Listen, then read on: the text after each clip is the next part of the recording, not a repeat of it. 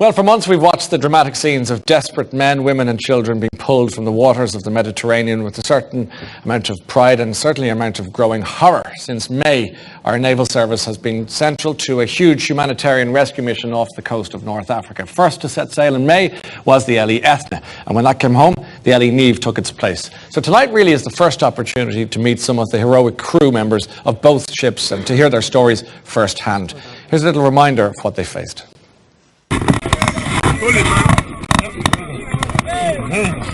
Slowly, slowly, very good.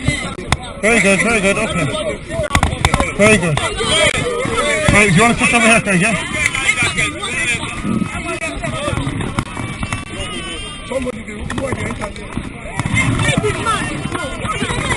Alright, Sully, we'll be taking two more, yeah? That's the last one, Sully, okay? This one here? Yep. These two. Okay. Okay, very good, very good. Okay. Alright, we'll see. Okay, my friends, let go. Okay, we will come back, okay? We will come back. Would welcome, please, Lieutenant Shane Mulcahy, Search and Rescue Officer with the LE Ethna, also Lieutenant Commander Daniel Wall, Captain of the LE Neve, and Minister for Defence, Agriculture, Food and Marine, Simon Coveney.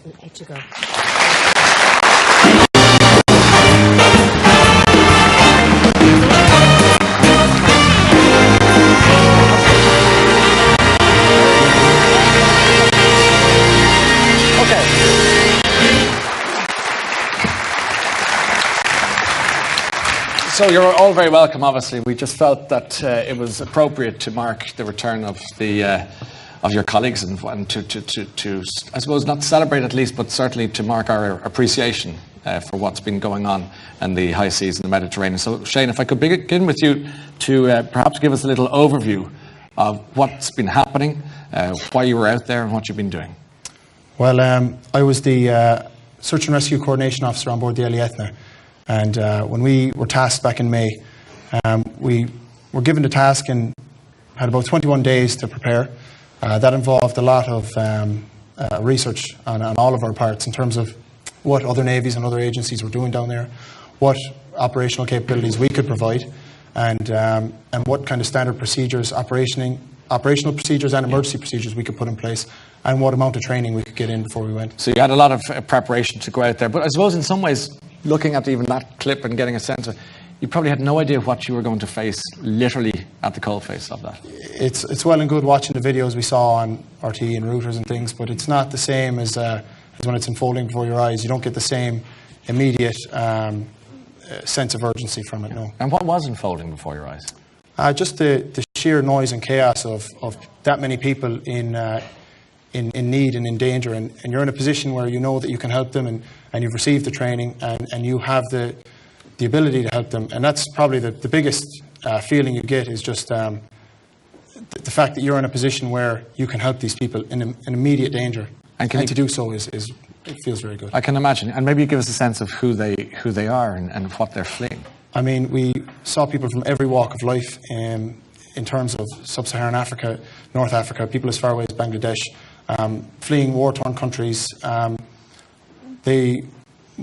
It gave us a very good impression of what they were fleeing, to see what they were willing to go through to get freedom from it, you know. Okay, and if we talk to you, Daniel, about the idea of, with the LE Neve, when you went out, you were dealing with much more, I suppose, tragedy is probably not the right word, but certainly a hardship that nobody should have to go through. We had a couple of episodes where we had to deal with the recovery of deceased migrants.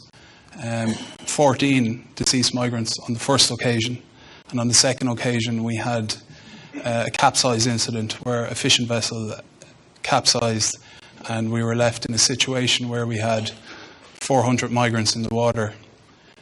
So that is something that I've never seen before, and none of my crew have ever seen before. On that day, it was all about us staying calm, being professional. From my point of view, when I was on the bridge of the ship, it was about getting the ship close to all these migrants in the water, launching our life rafts as quick as possible, and then getting as many migrants as we could into these life rafts so that we could save as many lives as we possibly could that day. The nature of the crafts that these people were coming out in and that you found, were they dinghies? Are they wooden? Are they, are they very basic?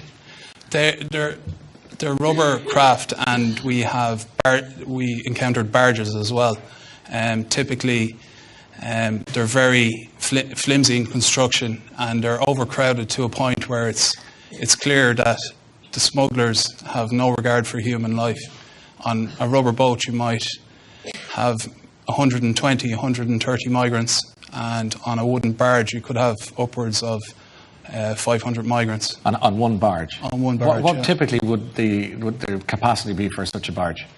Typically, speaking. like in normal waters, Yes. you would be only putting 20 people on. And you something found like how that. many? We were finding 550 plus on one particular barge. And on a dinghy, for example, you should have, under normal circumstances, how many? You would only have maybe 10, and there was 120, 130 people on these dinghies. And a lot of the people you would have been dealing with and rescuing probably wouldn't have been very used to water in any shape or form, and particularly, obviously, in terms of water travel. That's right. Most of them were from countries perhaps that were landlocked, and they wouldn't have much experience of the ocean and seafaring in particular. I'm going to talk to some of your colleagues in a minute, but I wanted to ask the Minister, thanks for joining us tonight also. I suppose you, not unlike myself, would have been watching this to an extent from afar. I know you went out, but initially, how were you reacting when you saw our friends here tonight going and doing what they do? Well, first of all, I mean, we made a decision to send a naval vessel to the Mediterranean. Don't forget, this is the first ever mission that the Irish Naval Service has undertaken beyond, diplomatic visits to cities. So we gave them 3 weeks' notice from government to have a ship ready to go, and that put them under huge pressure. So I think a lot of people were watching to see how this would unfold.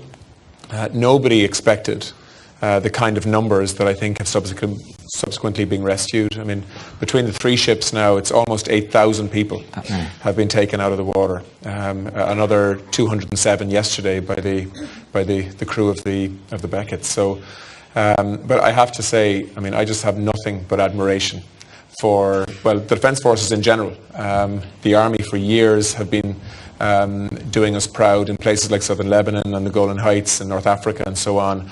But this was a very new mission.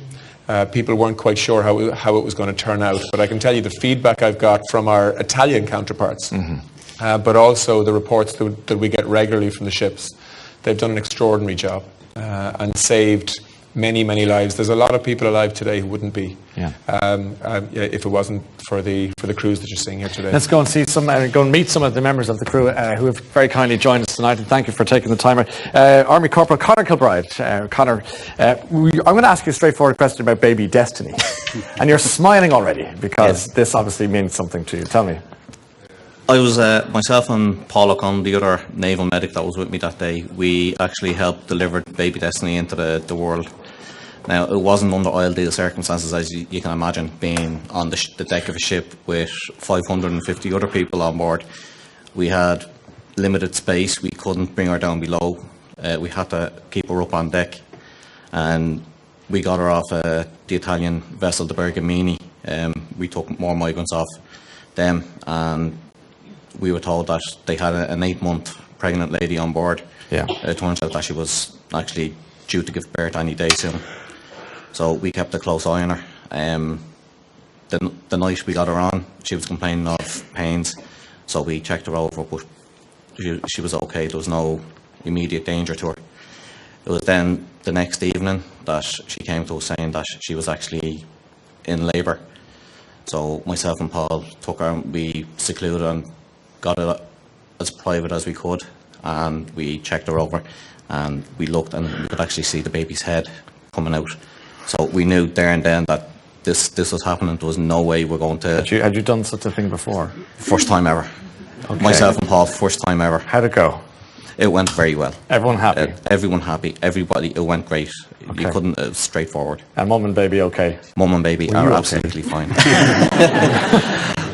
It took a while to sink in what had actually happened. Yeah. But once we realised what had actually happened, it was an amazing feeling. I can imagine. Alex, Casey, you were right on the ribs, isn't that right? That's right. Just for people who don't know what a rib is, you'll explain to us. It's just more or less a powerboat, a speedcraft that we're using to go to such barges and rubber crafts to bring out life jackets for the people, you know. Right, so you see a craft coming in, as described, maybe 500 people on a craft that should have been only taking 40 or if that many. Tell us how that works. You go out in the rib. Yeah, so there'll be 2 ribs dropped, so the 2 of them will approach from either side of the vessel, and really what we have to do is we have to stop and relax the people, reassure them that they're going to be safe and they're in safe hands, and we give out life jackets then also to the people.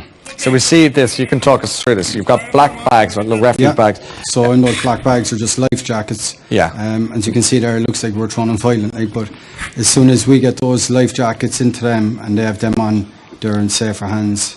You can see the boat changing from darkness to orange in the sun. Yeah, that's set. the life jackets. Right. Yeah. You probably have to identify maybe an English speaker if you're lucky. Yeah, you have to identify English speaker, see also then if there's anyone injured or pregnant, and an estimation of numbers also of people on board. What sort of look do they have on their faces, the migrants, as they see it? Fear Not really. relief? No, well, they're still in shock, you know, they're relieved to see us, but like, I mean, some of them being out there for 36 to 38 hours, you know, and you know, they're really struggling, they're dehydrated and malnutrition and everything, you know, so they're in a bad way, like. Any incident in particular that stays with you? Yeah, the one with the capsize on August the 5th, we were out in the rib, and as the one capsized that time, it was just like a scene early from the Titanic when you're looking at nearly 350 people in the water, you know. And what you're trying to do is you're trying to get the life jackets out to them, and then also ones that weren't didn't have life jackets were taken into the boat, but also we had to take out 20 so dead bodies that day as well. So as we were taking them out, there was one in particular incident where we took a Syrian family with, and the mother was screaming saying her baby stopped breathing. So we took the family in, I took the infant in, so I started resuscitating the baby, and we got the baby back to life. Yeah. Oh, so we were making our approach back to the ship, and unfortunately the child went unresponsive again. So I carried out resuscitation of the child again, and we brought her back, and I was able to do a handover with the medics on board, and thank God the child is living and she's nice and strong. It's remarkable. It's remarkable to hear what you're doing out there, and thank you for coming to tell us about that as well. Lieutenant Aoife Camp, you know, when we see the boats coming in, the craft coming in, what's your role when they eventually get onto one of your own crafts or ships? Yeah, so I'm the navigation officer on board, and I'm just basically overseeing the bridge. Is almost like the operation hub throughout the operation, and I'm liaising with Lieutenant Mike Brunicardi, who's on the upper decks, and anything he needs to get done, he'll communicate with me, and I'll make sure it's done as well. So when you see all these people coming in, they're, as we've been hearing, they're desperate, they're scared, and they feel just about lucky to be alive. Do you find yourself in a role where you have to try and keep them all together and say, look, you're here, we'll look after you, or do you have to be more officious than that? Well, emotions are definitely running high during the operation, especially during the initial embarkation stations. But I think once they know that they're safe, they're initially fed, they're given water straight away. I think they very much see the ship as a place of safety. And, you know, once they're seated, they'll start to calm down and they'll relax. And, you know, they definitely feel safer on board. Okay. Martin Kelly is here as well, Martin. Martin, you're with the Ellie Neve. Yeah. And when people come aboard, maybe you tell us a bit about what your role is at that stage. Yeah, what I do when we start taking them on board, I ministrate to women and children, take pictures of them, get where they're from, and all the other information we need. This is passed on then to Italian authorities in port. But when the women and children are done, when the female members of the crew takes over, and I start searching the males then till they're all on board. Okay, and you've kind of probably have to find the bad guys too, don't you? I mean, the smugglers are probably trying to masquerade as good people too, but that's got to be a tough one. Like Alex was saying there, the day the vessel went down on the 5th, on board that night, what I usually do is give out crayons and colours, or colouring books to the kids. And when I went up and watch, I went up to check were the kids okay. Yes. So there was one man with his child. He was after losing his wife, and another husband and wife lost their child. They said to me, "You're after getting 3 smugglers." We had 3 segregated that we knew were smugglers. Okay. They said there's 2 more, so they told me to up forward. So I went up. I gathered the lads on deck. We went up. They gave us an idea of them. So I brought them down, and I told the migrants to let us know. Just give me a nod if they're them, because I didn't want the smugglers to see they were giving us the information. Yes. So they were them anyway. So I got the lads to segregate them. We put security on them. When I went back up to the migrants, then they were so happy. I couldn't believe how happy they were. Yeah. After just losing a child and a wife, and were so grateful. I thought that was... They felt there was justice amid all the injustice, obviously, which is important.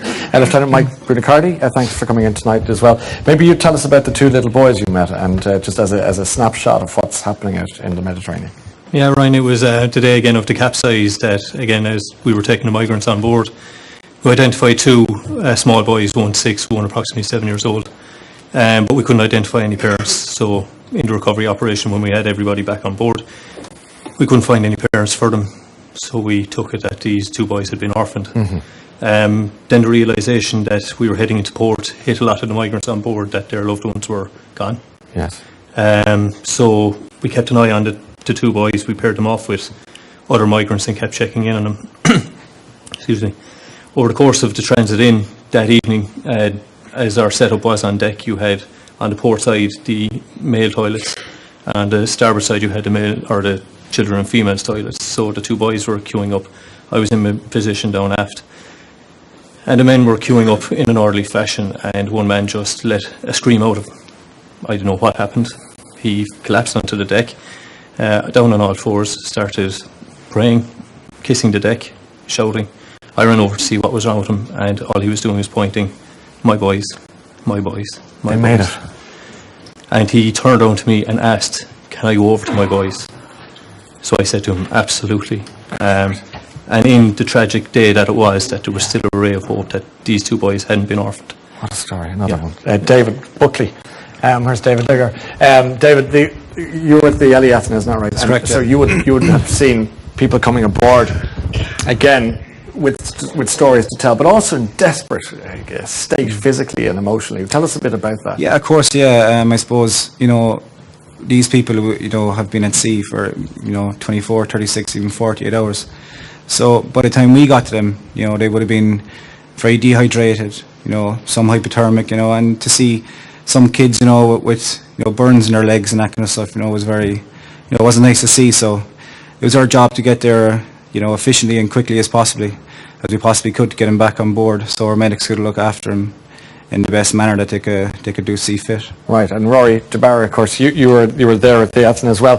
When you've got maybe up to 600 people clamouring on board, how do you work the logistics of that? Because there's only so much you can do. Absolutely. Well, we were kind of running a 3-watch system, so you'd split your crew into maybe 14 or 15 people. You would then, like myself, I'd take charge of those 14 or 15, and you sometimes lost track of the fact that you're looking after 650 people outside. So you just have to try and manage it as best you can. You're trying to provide access to the toilets in an orderly fashion, trying to organise food, trying to get out 700 covers of food to 650 people, 3 times a day is a struggle when you're not really designed for that. You have to accommodate when they all want to lie down. You can't move. They're all out in tinfoil blankets. There was actually the sight to behold at night of the flight deck just covered in tinfoil blankets, but they're all safe. A single Irish sailor standing in the middle of it in white, who couldn't move for maybe 2 hours because he'd step on a migrant and wake them up. And it's just unique. And the peace and quiet that would come over them because they're getting rest. They can actually sleep. They're protected. They're safe. They're safe. Oisin Walsh, you're the youngest member of the crew here tonight, and can I ask you how old you are? 22. How was that experience for you on the something different is... well, it is that now, Oisin, I have to say. By the sound, I suddenly feel very closeted now at home watching on the couch. Go on. Well, at the time, age didn't come into context at the time. We were all well trained. We seen what was there. We just stepped up to the mark. It's kind of when you come home and you're with your families, and then you kind of realise, wow, I'm after saving thousands of people, especially on the first one. I was driving the boat over, calmed everyone down, everything was, we could see everyone there, and you're kind of like, but then we asked for any women or children, and the next thing there was a baby just lifted up out of the crowd, something like out of the Lion King, basically. You know, and then at that point I kind of went, it's crazy, you know. It was upsetting at times, you know, seeing the children, the states they were in, and obviously they were coming from a lot worse backgrounds to risk what they were risking to come out and look for better land, basically. I'm flabbergasted, I have to say, and that's why I think it's so important to hear these stories tonight, Minister, because it suddenly stops being abstract and an item on the news into very real stories. And I don't think it's over the top to say, because I remember thinking at the time, watching the initial rescues, that, you know, our country had a difficult history with emigration and leaving on what were called coffin ships once upon a time, fleeing a desperate situation. And when we think of the work that we've been hearing about tonight, that's what they're doing, saving people in what are essentially coffin ships. Yeah, boats or dinghies. Absolutely, and that's why I think, you know, this has been such a transformative mission, actually, in terms of how people see the Defence Forces in Ireland. Yes. This isn't just about being soldiers and being good sailors. It's also been about compassionate human beings, helping people, talking to people, reuniting families.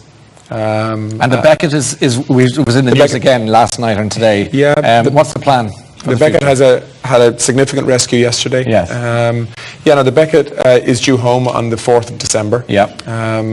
I think at the moment the thinking is that we will then take stock for the rest of December and probably January. And debrief maybe. Yeah, because I mean, this obviously impacts on the capacity of the Naval Service to do a job at home that they need to do as well. But I would be pretty confident that we'll be sending a ship back to the Mediterranean probably in February. In February, okay. Well, look, I can't thank our friends for coming in tonight and talking to us like that, and we, I think, are very grateful as a country. I don't think I'm out of line by saying that.